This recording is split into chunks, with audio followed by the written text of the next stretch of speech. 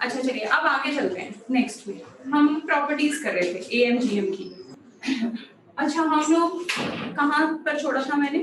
Properties पे छोड़ा था, प्रॉपर्टीज ऑफ एएमजीएम पर शायद। तो हमने डिस्कस किया था अरिथमेटिक मीन और ज्योमेट्रिक मीन का रिलेशन डिस्कस किया था हमने कि आपके पास जो होता है अरिथमेटिक मीन जो है वो आपका ज्योमेट्रिक मीन से भी और हार्मोनिक मीन से भी दोनों से बड़ा होता है। ये हमने डिस्कस किया था सर। ये चल नहीं रही है मार्कर। चलिए चलिए ये हमने डिस्कस किया था, इसका प्रूफ भी हमने किया था, ठीक है। और दूसरी बात हमने ये डिस्कस करी थी कि ए अरिथमेटिक मीन हमारे पास, आप सबको अभी ये याद हो गया होगा, ए बी का स्क्वायर रूट दो नंबर के बीच में अगर हम बात करें, और हार्मोनिक मीन हमारे पास क्या होता है, तो ये बी अपॉन ए प्लस बी, ये डिस्कस कर लिया था हमने। फिर उसके बाद मैंने आपको बताया था कि अगर ग्रेटर देन इक्वल टू का साइन है तो ग्रेटर देन भी है और इक्वल टू भी है, तो ऐसा नहीं हो सकता कि एक टाइम पर दोनों चीजें हो जाएं। तो इसका मतलब क्या रहता है, इस इनइक्वालिटी का क्या मतलब रहता है कि आइदर दिस और आइदर ग्रेटर देन और इक्वल टू, यही मतलब है। इक्वल टू के लिए हमने क्या चीज डिस्कस की थी कि am is equal to gm is equal to number. वो कब होगा, जब आपके नंबर जो हैं वो बराबर हो जाएंगे, मतलब दो नंबर जिनके बारे में आपने बात की है वो दोनों a b ना होकर a a ही हो जाएंगे दोनों के दोनों। तो ये हम ऑलरेडी डिस्कस कर चुके हैं, ठीक है। अच्छा ये क्लियर है। उसके बाद नेक्स्ट देखिए बेटा, नेक्स्ट जो रिलेशन था, मैंने ये जो रिलेशन शायद लिखा था, नहीं लिखा था तो आप अभी लिख लीजिए कि एचएम के अंदर और जीएम के अंदर, एएम के अंदर भी यही सेम ये फॉलो करता है रिलेशन कि जिस तरह से जीएम एएम जो है वो जीएम से बड़ा है, एएम एचएम से भी बड़ा है। लेकिन एचएम और जीएम में क्या रिलेशन है कि जीएम जो है वो एचएम से बड़ा है, ठीक है। अब वो कैसे आएगा, अब देखिए अभी हमने उसका प्रूफ मैंने आपको दे दिया था कि हाउ एक्सप्लेन कर दिया था। एएम इज मतलब आपने एएम माइनस जीएम दिखाया था ग्रेटर देन इक्वल टू 0। तो हम इसमें भी दो तरह से कर सकते हैं, हम सिंपल वाले मेथड से भी कर सकते हैं, वैसे भी देख सकते हैं कि जीएम जो है वो भी greater than GM minus HM जो है वो भी पॉजिटिव आ जाएगा, परफेक्ट स्क्वायर बन जाता है। या फिर आप ऐसे कर लीजिए क्या कि अगर सपोज मैं ए को 1/a ले लूं, ऐसा, अब इसका क्या मतलब है, इसका मतलब ये है कि मैं रेसिप्रोकल ले लूं, समझ रहे हैं ना। ये चीज ले लें कि अगर दो नंबर है हमारे पास ए और बी, चलिए कैपिटल ले लें, आपका एक नंबर जो है वो 1/a ले लिया, दूसरा नंबर जो है वो मैंने 1/b ले लिया। अगर ऐसे ले लें देखेंगे इसमें तो हमें ये रिलेशन पता है कि अगर आपके पास ए और बी दो नंबर है तो उनका अरिथमेटिक मीन जो है वो ग्रेटर देन ज्योमेट्रिक मीन होता है, ओके। अगर ये दो नंबर है, ये चीज आप इसी रिलेशन को यूज करके मैं इन दोनों का भी निकाल के देख लेती हूँ, क्योंकि आपको ये चीज तो समझ आ चुकी है कि एएम का मतलब एचएम का मतलब रेसिप्रोकल ऑफ एक तरह से एएम होता है, जो हम कर चुके हैं। तो अब इसी चीज को हम यहाँ पर यूज करेंगे। अब ये आपके पास क्या है, ए की यहाँ पर ए को हमने किससे रिप्लेस कर दिया, बेसिकली 1/a से, और इसको किससे रिप्लेस कर दिया 1/b से डिवाइडेड बाय 2, हमने ऐसे ले लिया, ठीक है। सिर्फ एक्सप्लेन करने के लिए, मेरे कहने का मतलब ये है कि यहाँ a जो है वो सिंपल a ना होकर उसके रेसिप्रोकल के फॉर्म में मैंने लिख दिया। तो यहाँ से आपके पास क्या आ गया, this is greater then 1/a 1/b, देख लीजिए आप।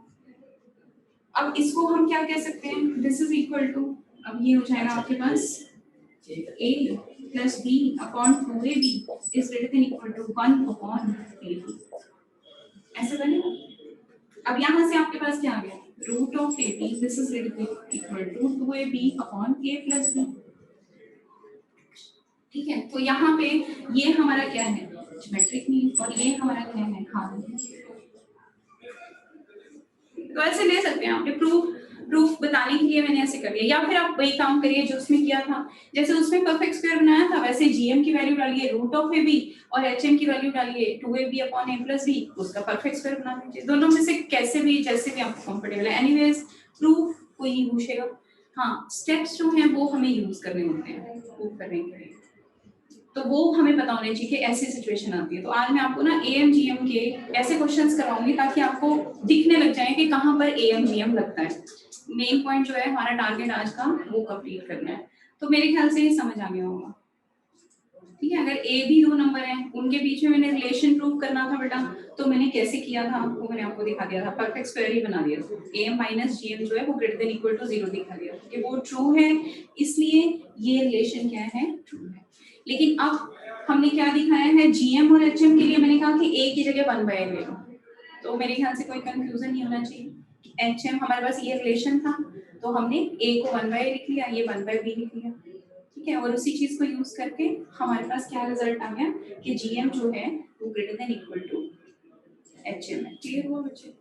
ठीक है, अब उसके बाद ना कुछ चीजें हम इससे रिलेटेड देखते हैं कि चलिए ये लिख लीजिए पहले, अब उसके बाद अब नेक्स्ट पॉइंट आता है। फर्स्ट पॉइंट आपने ये देख लिया, and this is true for all. अब पॉजिटिव नंबर्स के बारे में ही मैं बात कर रही हूँ, नेगेटिव नंबर्स के बारे में मैं बात नहीं कर रही। हम एएम जीएम कहाँ पर अप्लाई करते हैं, पॉजिटिव नंबर्स पे करते हैं, ठीक है। नेगेटिव में भी कोई इशू नहीं है, एएमजीएम अप्लाई मतलब हमें जरूरत ही नहीं पड़ेगी, आपको पूछेगा ही नहीं कोई भी। आप जब भी आर्टिकल ड्राइव करोगे तो आप हमेशा पॉजिटिव नंबर पे करोगे, ठीक है। तो मैंने आपको बता दिया था फिर भी कि अगर नेगेटिव नंबर आते हैं तो इनइक्वालिटी चेंज होती है, लेकिन हम इन दोनों के बारे में ही बात कर सकते हैं उसमें, मतलब जीएम जो है वो बड़ा हो जाता है, एएम जो है वो छोटा हो जाता है, ठीक है। पर अभी वो पूछेगा नहीं आपसे, तो हमें अभी उसको कंप्लीट नहीं करना है, उसकी तरफ बॉदर नहीं करना है, हमें ये काम करना है अभी, ठीक है। तो पहली प्रॉपर्टी क्लियर हो गई, and this is true for all ABC belongs to real numbers, ठीक है। अच्छा, अब उसके बाद नेक्स्ट आप लिखिए, जैसे सेकंड पॉइंट, ए अर्थमेटिक मीन, ए जी ज्योमेट्रिक मीन। कल जो मैंने क्लास लिखा था उसमें मैंने बताया था कि अर्थमेटिक मीन को मैं कैपिटल ए से डिनोट कर रही हूँ, जीएम को हम जे से डिनोट कर रहे हैं, और एचएम को हम कैपिटल एच से। आपको यही स्टैंडर्ड नोटेशन मिलेंगे उसमें भी, ठीक है। अच्छा भाई, मैसेजेस एक बार देख लें क्या डाल रहे हो, समझ आ रहा है ना, ठीक है, सुनाई भी दे रहा है। अब ए जी और एच जो है are in GP, A G H अगर आप चेक करोगे तो ये जीपी में है। जीपी में कैसे है कि आपके पास G square is equal to A H आता है, तो एक बार ए ले लीजिए, दो नंबर्स के बीच में क्या होता है, A plus B divided by 2, और एच क्या होता है बेटा, 2ab divided by a plus B, ठीक है। अगर हम इन दोनों का प्रोडक्ट कर दें तो a into H this is equal to a plus B divided by 2 into 2ab upon a plus B. देख रहे हैं हम क्या बन रहा है, this is equal to ab माने जी स्क्वायर। तो ये भी रिजल्ट है जिससे हम क्वेश्चंस आपके निकालेंगे, क्वेश्चन जो है उसके बारे में बात होगी कि अगर आपके पास ए अर्थमेटिक मीन है, जी ज्योमेट्रिक मीन है, और एच जो है वो हार्मोनिक मीन है, तो वो हमेशा जीपी में होते हैं। क्लियर है? ठीक है, चलिए आगे चलते हैं। नेक्स्ट थर्ड पॉइंट, मैं आप हाँ इनको जरा ध्यान से देखिएगा, क्योंकि जो क्वेश्चंस मैं करवाऊंगी आज वो सारे के सारे इसी से रिलेटेड होंगे, और वो इंपॉर्टेंट है क्वेश्चन, वो टाइप आपको दिखाई देगी ए जी ए पी और ए एम और जी एम के रिलेशन से ना, और कई बार हमें उन क्वेश्चंस को अप्लाई करने में दिक्कत होती है, तो मैं आज वो क्वेश्चंस आपको ऐसे करा दूंगी कि आपको आइडिया हो जाएगा देखते कि हाँ हम यहाँ सोच सकते हैं कि ए एम जी एम लगेगा, क्योंकि मेन पॉइंट यही होता है, यहीं पे ही हमें दिक्कत होती है कि कहाँ हमें सोचना है, ए एम जी एम कहाँ लगाना है, मेन पॉइंट यहाँ पर होता है। तो सबसे पहला यही कहूंगी कि जब भी इनइक्वालिटी दिखाई देगी ना, तो फिर एक बार हमें सोचना पड़ेगा, लेकिन कैसे दिखाई देगी, किस किस फॉर्म में दिखाई देगी। तो सबसे पहला पॉइंट मैंने तुम्हें जो बता दिया उसको ध्यान में रखो कि जब भी पॉजिटिव नंबर्स हो, अब पॉजिटिव नंबर की क्या गारंटी होगी कि जब भी स्क्वायर पड़ा हो, हमारे पास जब भी स्क्वायर हो हमारे रिलेशन के अंदर, कि हमारे पास एक्स का स्क्वायर कुछ इस तरह का, भी क्वेश्चन से एक्सप्लेन करूंगी मैं उस चीज को, लेकिन पॉजिटिव नंबर्स होंगे तो हम ए एम जी एम की प्रॉपर्टी लगाएंगे। सबसे पहला पॉइंट ये आता है। चलिए और देख लीजिए, इसी में और पॉइंट्स देख लीजिए, क्या पॉइंट्स हैं।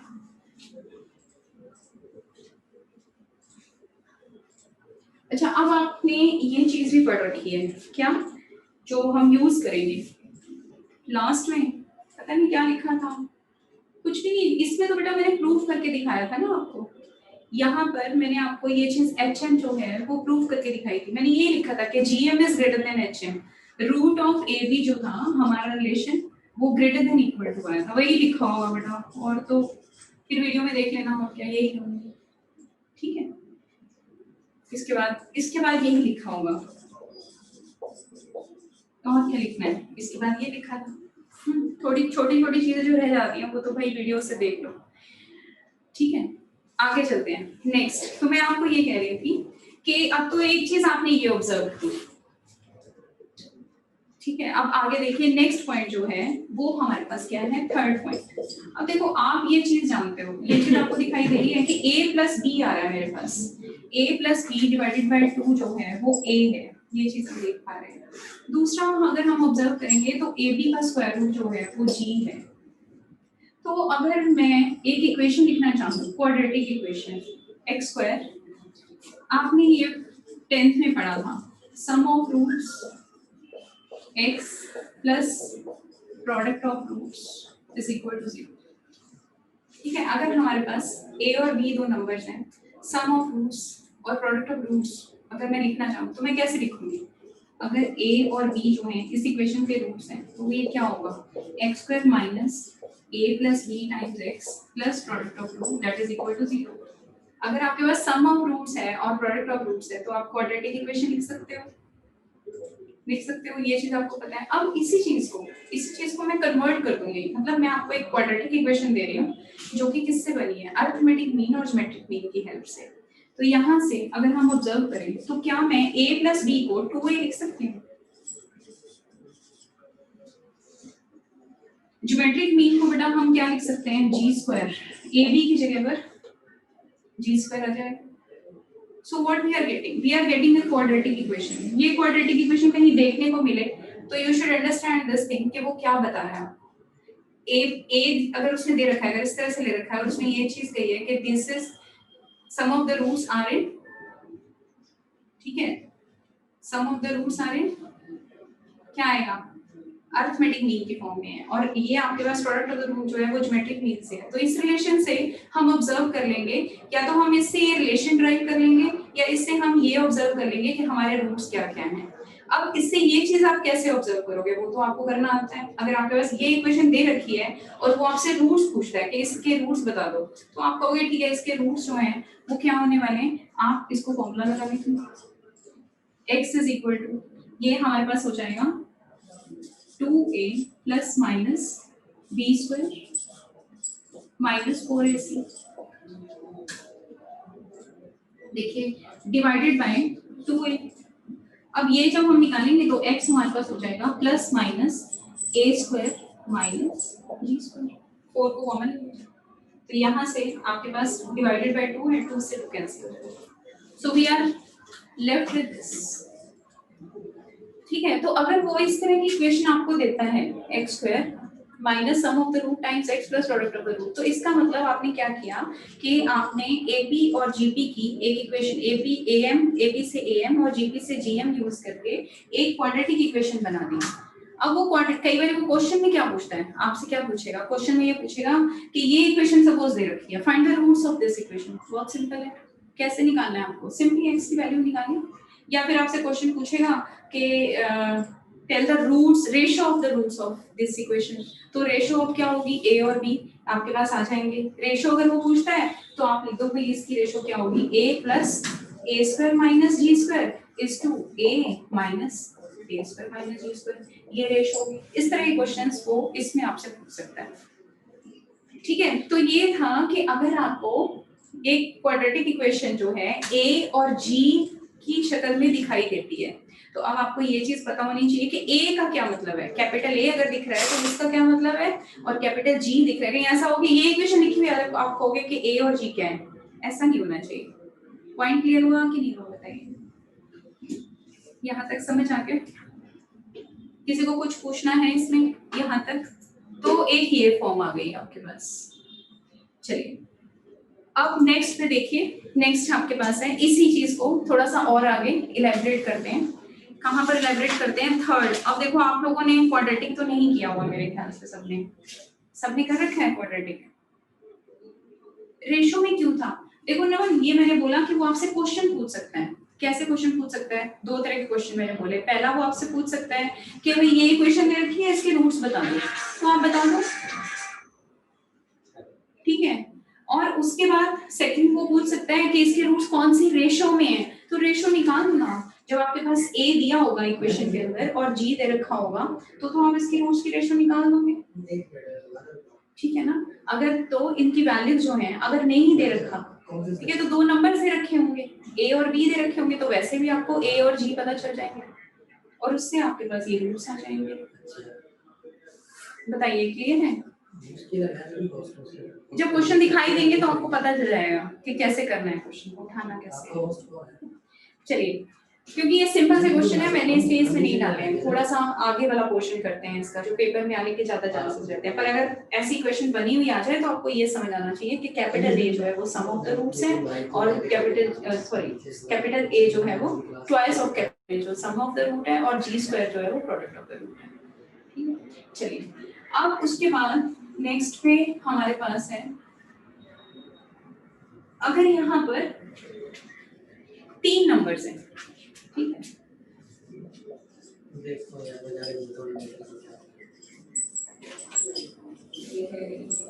अब देखिए ये जो चीज हमने डिस्कस की है ये 2 नंबर्स के लिए किया है, ठीक है, तो इसमें हमने जो डिस्कस किया वो 2 नंबर्स के लिए किया, क्योंकि तभी करके मैं इसको सम ऑफ द रूट और प्रोडक्ट ऑफ द रूट लिख पाई, क्योंकि 2 ही नंबर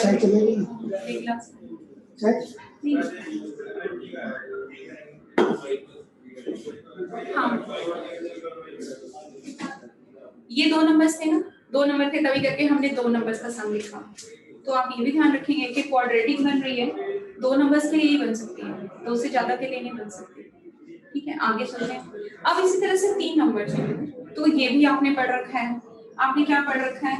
एक्स क्यूब, मुझे क्यूबिक लिखनी है जिसके ये तीनों रूट्स हैं ए बी सी, एक क्यूबिक इक्वेशन लिखनी है, इसके तीनों रूट्स हैं। तो आप ऐसे लिखते हैं a plus B plus C times x square x cube minus sum of the roots plus sum of the root taken 2 at a time, sum of the root taken 2 at a time. उसका क्या मतलब होता है?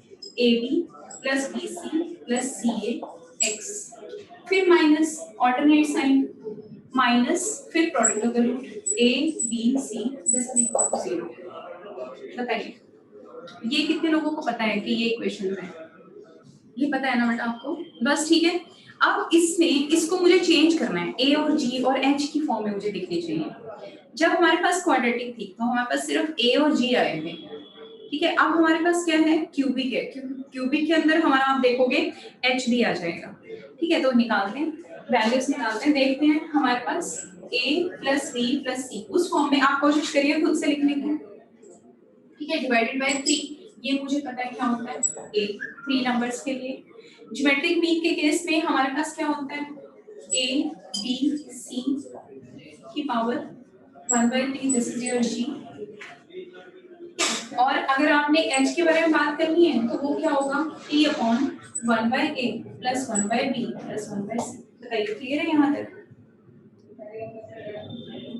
ये point समझ आया? ठीक है, अब इनकी वैल्यूज में कन्वर्ट कर दीजिए। इक्वेशन जो आपके पास नहीं आएगी वो कौन सी फॉर्म में आएगी? जो नई इक्वेशन आएगी दैट विल कम, ठीक है। तो यहाँ से हमारे पास सारी वैल्यूज आ जाएंगी, इनको इसमें सब्स्टिट्यूट कर देंगे। तो ये हमें क्या इंप्लाई करता है कि a प्लस b प्लस 3 जो है वो 3a के बराबर है। This implies product of the root that is equal to g cube. यहाँ से थोड़ी सी मेहनत करनी पड़ेगी, इसको करिए फिर मेहनत। ये 3 लगाएंगे, ऐसे लिख सकते हैं, और इसको कैसे लिख सकते हैं? ABC प्रोडक्ट जो था हमारा sum of the root taken 2 at a time, ये हमारे पास आ गया। इसको कैसे कन्वर्ट करेंगे पहले ये बताइए। यहाँ तक क्लियर हो गया, यहाँ तक क्लियर हो गया, यहाँ तक क्लियर हो गया। तो ये इधर करके इसको h लिख देते हैं और यहाँ पे लिख देते हैं। ये इनकी सबकी वैल्यू चाहिए थी, इन सबकी वैल्यू हमें चाहिए, ठीक है। तो आपकी इक्वेशन जो है वो कन्वर्ट हो गई, x cube minus sum of the root 3a(x) आ गया। देखो product of the root taken 2 at a time हमारे पास आ गया 3g square h, x square आएगा यहाँ पर 3g square by h g cube, sorry,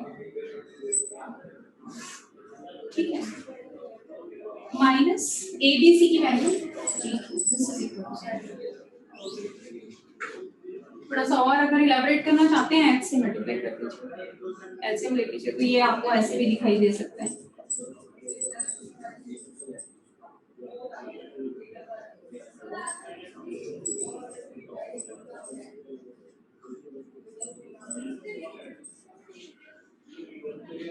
नीचे लिख दिया मैंने, h से एलसीएम ले लो भाई, ठीक है। तो यहाँ पर आपके पास आ जाएगा H x cube minus 3a x square plus 3g³ x minus g³ h is equal to 0। बताइए क्लियर है?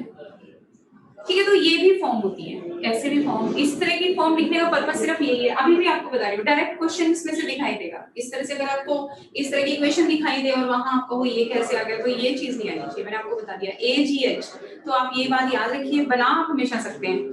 हाँ, इसमें जो है रूट्स जो हैं वो डायरेक्ट दिखाई देंगे। अगर इनके रूट्स को याद रख लोगे मतलब, तो आपको ये डायरेक्ट आंसर अप्लाई कर सकते हैं।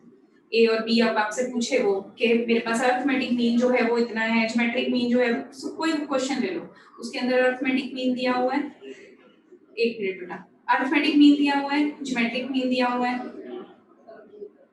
हाँ, इन पे एक्चुअली इन पे क्वेश्चन बहुत सिंपल है। अब आप कोई भी क्वेश्चन लिख लीजिए। अरिथमेटिक मीन सपोज 8 है, ज्योमेट्रिक मीन सपोज 3 है, ठीक है, इस तरह से। तो अगर वो आपसे नंबर पूछेगा तो आप क्या करोगे, मतलब आपसे ए और बी पूछ रहा है तो यहाँ लगा दो ना। अरिथमेटिक मीन को क्या लोगे 8, चलिए ऐसे लिख लीजिए, रफ सा टेंटेटिव ले लेते हैं। ज्योमेट्रिक मीन 10 है, वो आपसे क्वेश्चन पूछता है फाइंड 2 नंबर्स। ये दो नंबर्स के बीच में अरिथमेटिक मीन है, ये दो नंबर के बीच में ज्योमेट्रिक मीन है। एक तो आप क्या करोगे, इक्वेशंस बनाने की कोशिश करोगे। आपकी पहली अटेम्प्ट अगर ये चीज नहीं पता होगी, लेकिन अगर ये चीज पता होगी तो अब आपने क्या करना है, सिंपली a की वैल्यू क्या लिखनी है, 8 लिखनी है, g की वैल्यू लिखनी क्या है, 10 लिखनी है। ये मैंने क्वेश्चन गलत दे दिया है, इसको 7 कर लो, क्योंकि अंदर न्यूमरेटर के अंदर स्क्वायर रूट के अंदर आपका 10 में से नेगेटिव आ रहा है, तो ये गलत स्टेटमेंट है, ठीक है।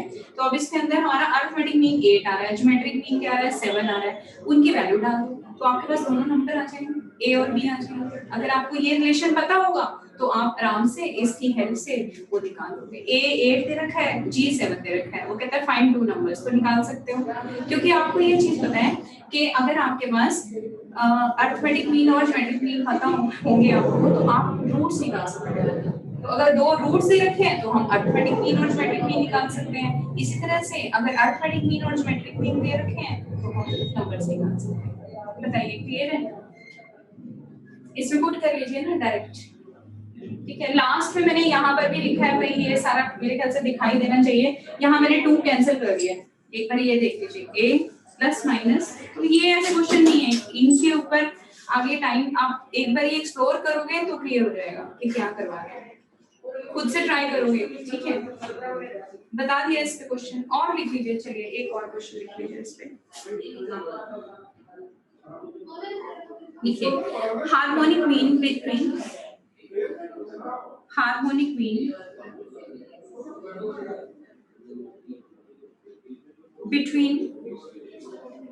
two numbers, harmonic mean between two numbers is 2/5। ये क्वेश्चन है, देखो चलो ऐसे देखो, harmonic mean between two numbers is 2/5। और कर लेते हैं ऐसे questions. satisfies the relation harmonic mean between two numbers is 2/5 satisfies the relation, satisfy करता है रिलेशन को। रिलेशन क्या है, 3a plus g square is equal to 36। Question is, हाँ ये सेटिस्फाई करता है। तो दो तरह से क्वेश्चन पूछ सकता है आपसे, एक तो वो ये पूछ रहा है कि a और g बता दो और h बता दो, ठीक है, h तो है ही ऑलरेडी उसने दे रखा है, तो a और g बता दो। फिर वो ये कहता है आपके पास कि अगर a और g को मिलाकर हम क्वाड्रेटिक इक्वेशन बना रहे हैं तो उनके रूट्स बता दो। दोनों क्वेश्चन इसमें कवर हो जाएंगे, ठीक है। अब देखो ये सेटिस्फाई करता है ऐसे,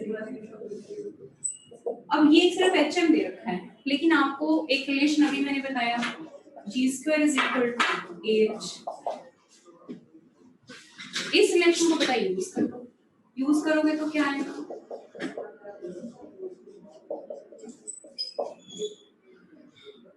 a कॉमन ले लीजिए, हमारे पास क्या आ जाएगा 3 प्लस h, h की वैल्यू है हमारे पास 2/5, दिस इज इक्वल टू क्या आ गया 36। निकाल लोगे, आगे सॉल्व कर लोगे, आपके पास a आ जाएगा, अब आपके पास g आ जाएगा। अब मैं आपसे आगे क्वेश्चन बोलती हूँ कि find the roots of equation when, अगर इस तरह से find the roots of equation which satisfy this equation, find the roots of this equation. तो रूट्स ऑफ दिस इक्वेशन के अंदर आपके पास a और g हैं, तो जो भी आपने वैल्यू किसकी निकाली होगी यहाँ से a और g की वैल्यू निकल जाएगी, ठीक है। यहाँ से बेटा a आ जाएगा, यहाँ सब्स्टिट्यूट कर दोगे g आ जाएगा। जब a आ गया आपके पास, कंप्लीट तो नहीं करने वाले हैं, सिंपल क्वेश्चन है, आप कैलकुलेशन कर सकते हैं, है ना। तो ये आपके पास क्या हो गया, आपके पास a की वैल्यू आ गई, यहाँ पे g की वैल्यू आ गई, a आ गया और g आ गया। तो स्मॉल a और स्मॉल b निकालने हैं। वो कहता है एक इक्वेशन है जिसके अंदर जो इस इक्वेशन को सेटिस्फाई कर रहा है, इसके ही आगे रूट्स जो हैं a और g की जो वैल्यूज हैं वो इस इक्वेशन को सेटिस्फाई कर रही हैं। Then find the roots. तो फिर आप क्या करोगे, ये पूरा सॉल्व, या तो आप इसको ऐसे लिखो इस इक्वेशन को, इसमें a की वैल्यू डाल दो, a + b / 2 डाल के आपके पास क्वाड्रेटिक इक्वेशन आ जाएगी, या उसको सॉल्व कर दो या डायरेक्ट ही आंसर लिख दो, ठीक है। तो इस तरह से हमें क्वेश्चंस को निकाल लीजिए। कैलकुलेशन जो ना बड़ा मुश्किल हो जाती है, देखिए कैलकुलेशन बड़ी ज्यादा आएगी इसमें, कभी करके मैं नहीं ये सॉल्व कर रही, ठीक है। गलत तो नहीं करा कुछ, a लिखा था, कॉमन लिया, 3 लिया, h की वैल्यू 2/5 डाली, ठीक है, 17/5 हो गया, 36 आ गया। इस तरह के क्वेश्चंस आपको दिखाई देंगे। अब a की वैल्यू आ चुकी है, तो अगर वो नंबर्स पूछता है आपसे, g आपके पास आप निकाल सकते हो यहाँ पे सब्स्टिट्यूट करके। ऑफ कोर्स जब वो क्वेश्चन देगा तो इस तरह का कॉम्प्लिकेटेड ही बनेगा, मे बी मैंने स्टेटमेंट लिखते हुए कोई एरर की होगी, तो स्टेटमेंट का मतलब स्टेटमेंट अगर चेंज करके सिंपल फॉर्म दिखाई देगी आप। तो इस तरह के क्वेश्चन जो हैं वो आते हैं, दिखते हैं। अब एक और लिख लीजिए,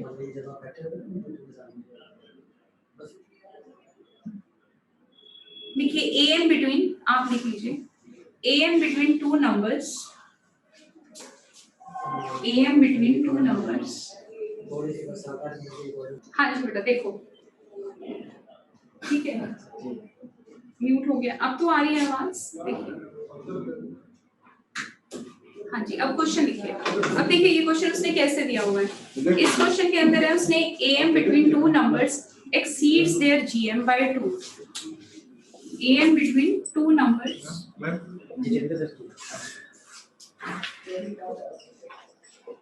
am between two numbers exceeds their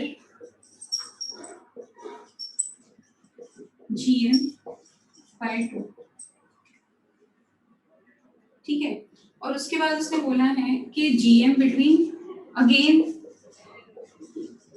two numbers exceeds their gm by hm by 8/5।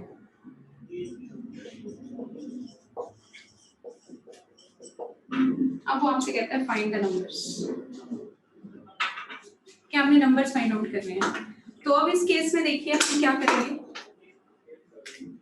इस क्वेश्चन को करना है, देखो कैसे सोचोगे। उसने बोला है am between two numbers exceed their gm by, इसका मतलब सही है तो नहीं चल रहा है, देख नहीं यहाँ पर एक ही नहीं है sir, a minus g this is equal to 2, ठीक है ना। मैंने आपको बता दिया अभी am को हम ऐसे लिख रहे हैं और gm को g से लिख रहे हैं। उसके बाद उसने दिया है g minus h that is equal to 8/5। इसमें अब आपको a g h की वैल्यू निकालनी है। देखो दो वेरिएबल्स हैं और तीन वेरिएबल्स हैं, और इक्वेशन कितनी है, दो, लेकिन आपके पास अब ये चीज आपको स्ट्राइक करनी चाहिए कि हमारे पास ये चीज है g² is equal to ah। ये रिलेशन आपको अगर याद होगा then you will be able to solve it, ठीक है। क्लियर है ये पॉइंट समझ आया। तो इसमें क्या करेंगे, a की वैल्यू निकाल लीजिए। अब ये रिलेशन, ये तीन, अब तीसरा, अच्छा अब मैंने आपको क्या कहा, अब देखो ये क्वेश्चन उसने दिया, अब हमारे पास तो दो इक्वेशन थी, अब इतनी बात तो आप समझते हो कि भाई अगर तीन वेरिएबल निकालने हैं तो तीन इक्वेशन चाहिए, तो फिर क्या करेंगे हम लोग, यस हम तीसरी ये वाली कंडीशन लगाएंगे जिसके बारे में हमें याद होना चाहिए।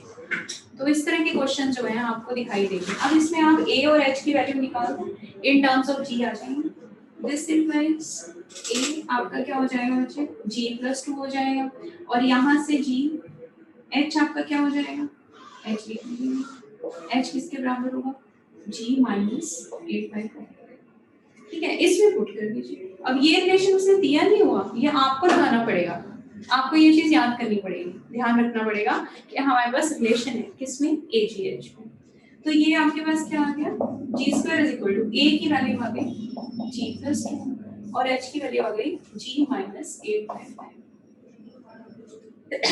ठीक है, तो एक बार देख लेते हैं जी की वैल्यू क्या आ रही है।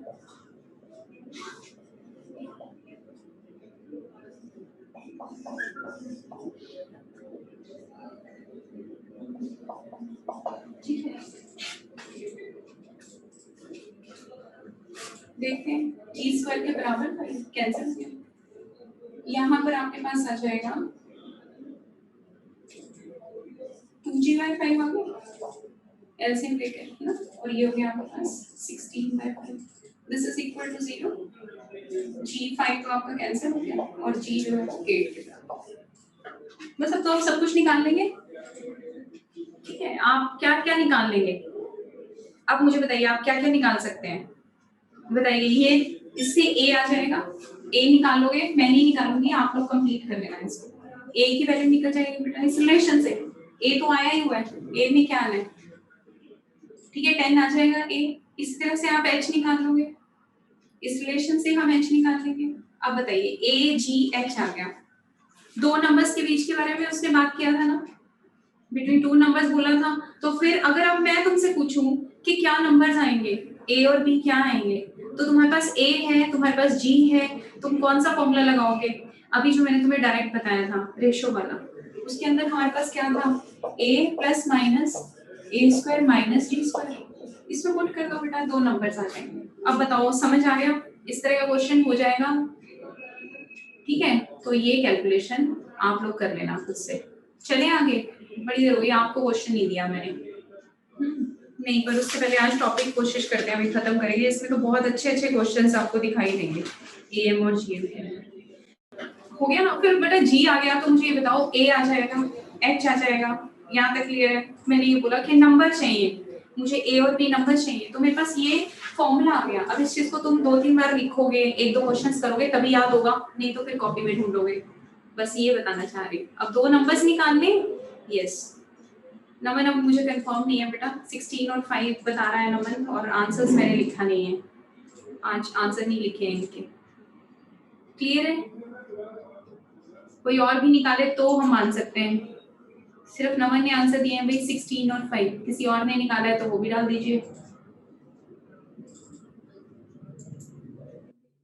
16 और 4 149, 16 और 4 भैया आप देख लो, मैंने आपको बता दिया कौन गलती कर रहा है। नमन 16 और 5 कह रहे हैं, और ये 49 रोल नंबर, बेटा नाम लिख लो अपना यहाँ पर, 16 और 4 ही है। चलो ठीक है, फिर तो वेरीफाई हो गए, 16 और 4 ही है। ठीक है, अब देखिए ये है सिंपल क्वेश्चन। अब ये तो सिंपल, इसमें तो मैथमेटिकल कैलकुलेशन थी, तो आपको कोई दिक्कत नहीं होगी ज्यादा सॉल्व करने में। और ये क्या थे? ए और जी से। ठीक है लक्ष्य, वेरी गुड बेटा, अच्छी बात है, आप एक्टिवली निकाल रहे हैं ना साथ साथ, तो आप ही के अंदर कॉन्फिडेंस आ रहा है। जो लोग बैठे हुए सिर्फ वॉच करते हैं उनको फिर बेटा दिक्कत होगी, इसमें कोई दो राय नहीं है। ठीक है, चलिए अच्छा, अब नेक्स्ट क्वेश्चन उस पर देखिए जरा। अब जो मेन पॉइंट्स अब बताऊंगी। अब जब हमने डिस्कस किया, ठीक है चलिए, अब जब हमने डिस्कस किया एएम जीएम को, तो मेन पॉइंट तो देखो मैंने आपको बता दिए थे क्या क्या थे, लेकिन क्वेश्चन जो हैं वो क्या दिखाई देंगे। एक चीज मैंने आपको फिर से बोली है, मैं एक बार फिर से completion for sake of completion लिख देती हूँ। मैं एएम नहीं लिख रही, ए लिख रही हूँ। आप जानते हो कि ए का मतलब जो है वो एएम है। ठीक है, मैंने ये भी बताया कि this is true for all numbers, तो हम ना इसको लिख लेते हैं, if a1 a2 and so on an are n numbers. देखो अभी जो हमने स्टार्टिंग में किया वो हमने दो नंबर्स के लिए मैंने आपको प्रूफ करके दिखाया। ठीक है, दो नंबर के लिए प्रूफ किया था ना मैंने बहुत सारे नंबर्स के लिए तो नहीं किया था, लेकिन मैं आपको ये चीज बता रही हूँ कि ये this is true for all, दो के लिए, तीन के लिए, चार के लिए, लेकिन वो सिर्फ यही इनइक्वालिटी है। अब सेकंड नंबर वाली जो थी जिसके अंदर आपने क्वाड्रेटिक बनाई थी x स्क्वायर, तो वो तो ऑफ कोर्स दो नंबर्स के लिए ही होगी।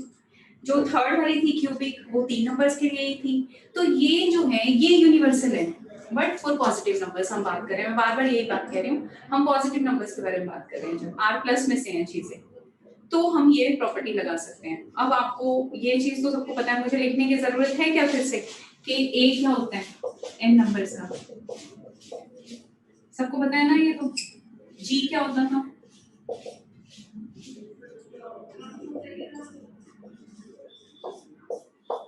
चलिए एक बार फिर से लिख देते हैं। तो बेटा ये n नंबर्स के लिए भी ट्रू है, this is true for n numbers, ये पॉइंट आपने ध्यान रखना, ठीक है। अच्छा अब चलते हैं बेटा एएम और जीएम के बहुत इंपॉर्टेंट टाइप के क्वेश्चंस पे जिसमें हमें दिक्कत होती है एग्जाम में, तो वो मैं आपको करवा रही हूँ।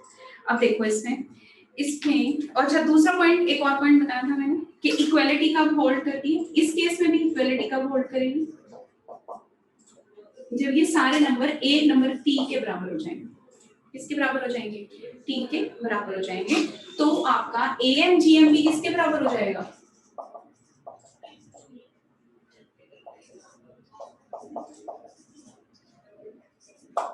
ये चीज मैंने आपको एक्सप्लेन की थी उसमें, सेम ये चीज जो है यहाँ पर हम वेरीफाई करते हैं। अब देखो क्वेश्चन जब आते हैं वो इस तरह से भी आ सकते हैं। अब दूसरी टाइप जो है उसमें आप लिखिए कि क्वेश्चन के की हेल्प से आपको बताती हूँ। देखो अब जो है ना, अगर रेसिप्रोकल इन्वॉल्व हो क्वेश्चन के अंदर, मैंने पहला पॉइंट क्या बताया कि पॉजिटिव नंबर्स इन्वॉल्व हो, सेकेंड पॉइंट मैंने क्या बताया, अब पॉजिटिव नंबर इन्वॉल्व होने के पहले वो वाला एग्जांपल लेते हैं। जब मैंने आपको दिखाई दे कि पॉजिटिव नंबर इन्वॉल्व है तो हमें एएम जीएम को कैसे लगाना है, और अगर मैक्सिमम मिनिमम इस तरह की वैल्यूज पूछी हो, मैक्सिमम मिनिमम वैल्यू पूछी हो, तब भी हम एएम जीएम को यूज करते हैं। हालांकि मैक्सिमम मिनिमम वैल्यू जो है अभी कुछ आपने डोमेन रेंज में की थी होंगी परफेक्ट स्क्वायर बनाकर, कुछ आप अभी आगे जाकर भी करेंगे, है ना।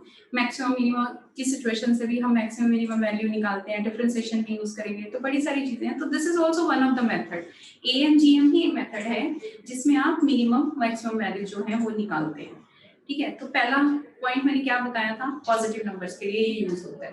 अब मैंने आपको सेकंड पॉइंट क्या बताया है, एएमजीएम, कि आप कैसे कैसे क्वेश्चंस में आपको दिखाई देगा। आप अभी मैं क्वेश्चंस कराऊंगी आपको लगेगा ये हर टाइप में ही अलग हो रहा है, लेकिन नहीं, आप 2-3 क्वेश्चंस करेंगे तो फिर आपको पैटर्न पता चल जाएगा कि हमें अप्लाई कैसे करना है, सोचना कैसे है, ठीक है।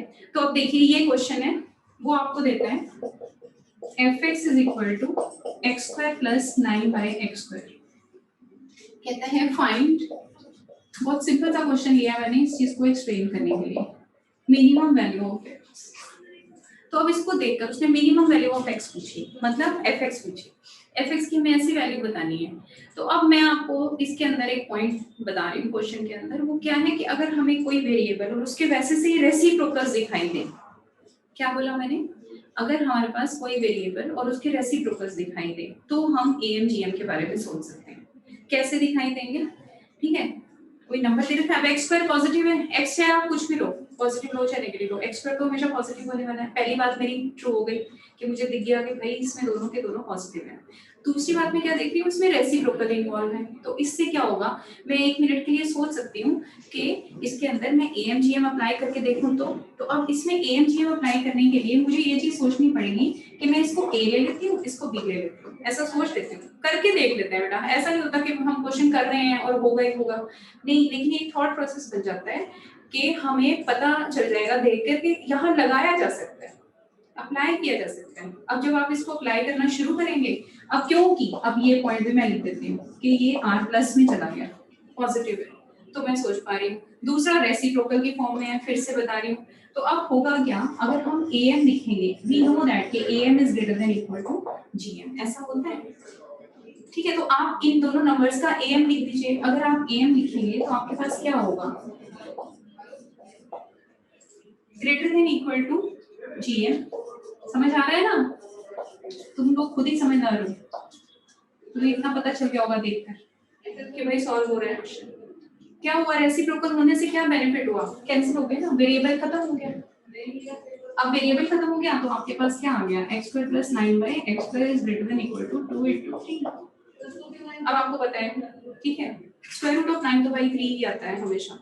अब आपको ये चीज पता है कि square root of a number is always positive, ठीक है। वो और सिचुएशन होती है प्लस माइनस लिखते हैं, तो मेरे ख्याल से सबको पता होगा, वो बेसिक्स में किया है सबने।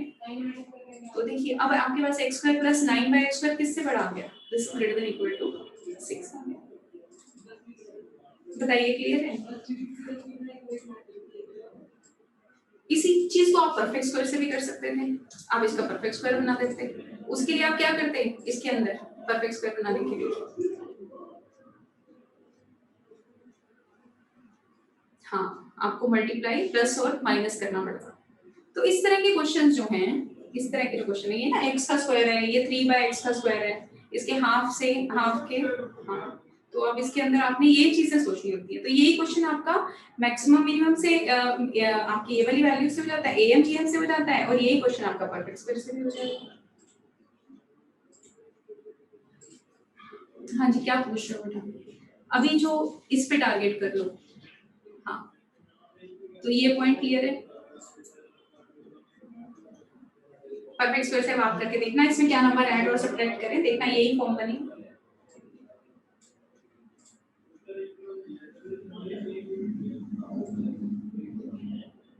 Two into x into 3/x को हम क्या कर देंगे, ऐड भी कर देंगे और सब्ट्रैक्ट भी कर देंगे। अब मैंने आपको बता दिया परफेक्ट स्क्वायर कैसे बनेगा, फिर देखना मिनिमम वैल्यू यही चीज आ जाएगी, 6 आ जाएगी।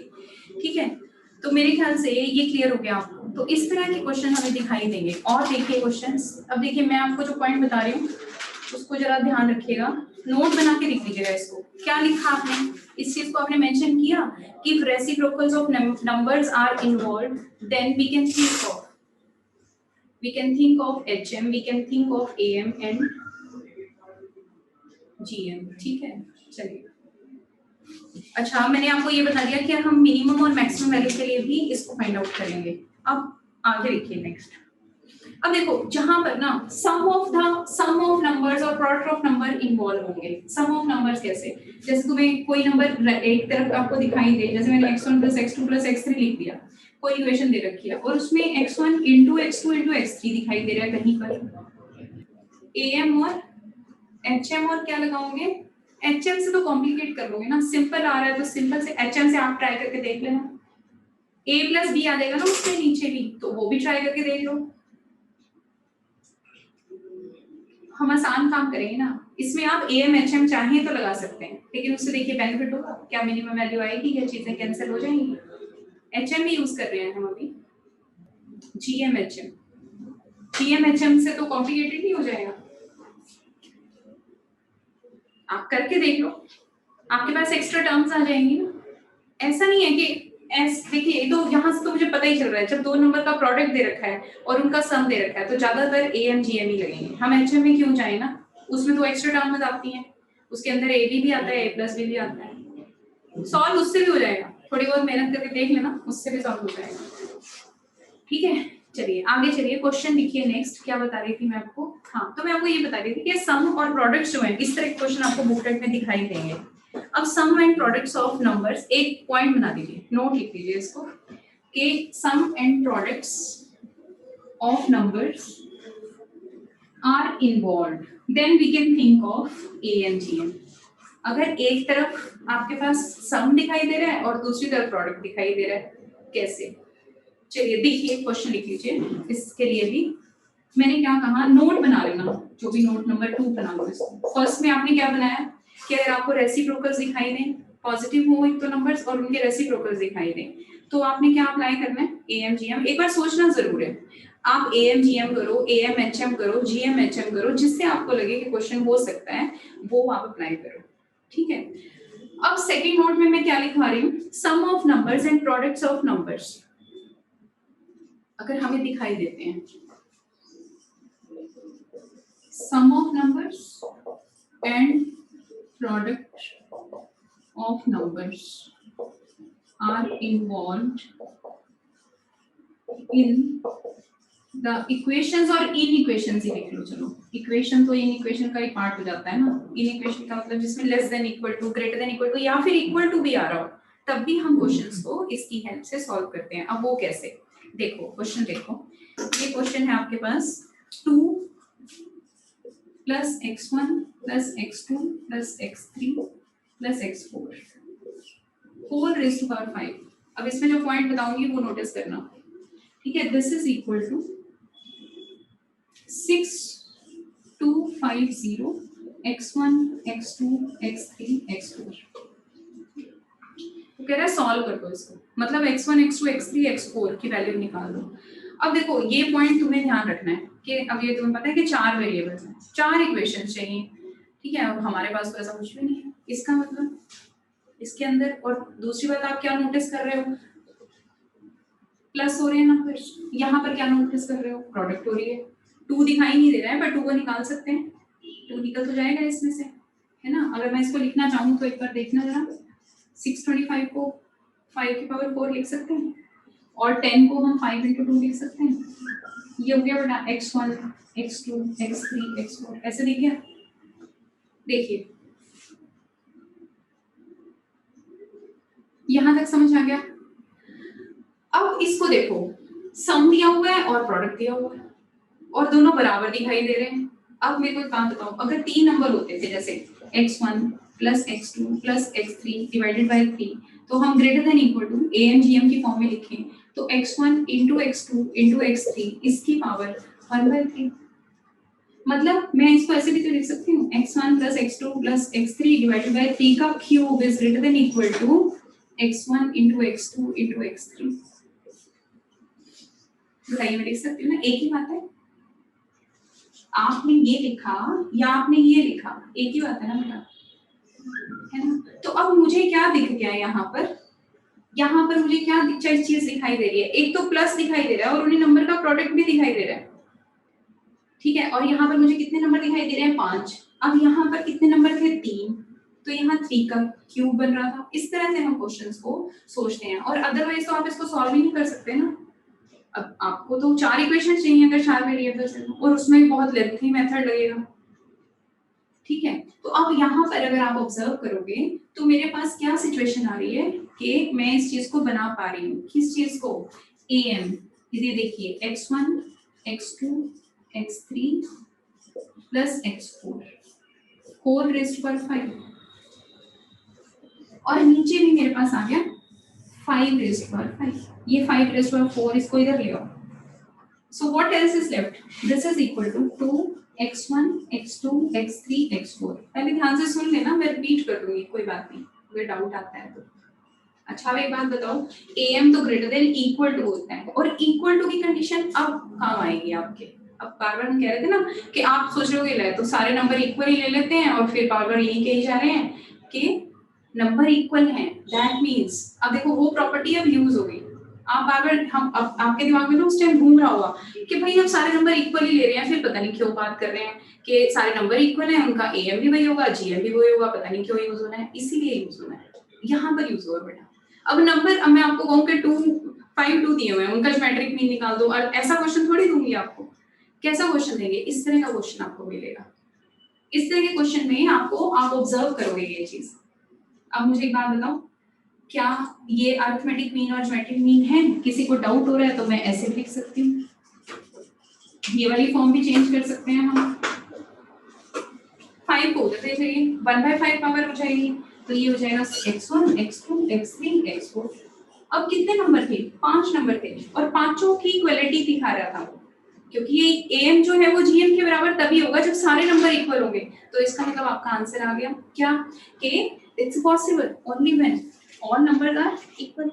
अरिथमेटिक मीन जो है वो किसके बराबर आ गया, ज्योमेट्रिक मीन के बराबर आ गया। तो इसका मतलब तो यही हुआ ना कि x1 is equal to x2 is equal to x3 is equal to x4, this is equal to 2। वो तो तभी पॉसिबल है।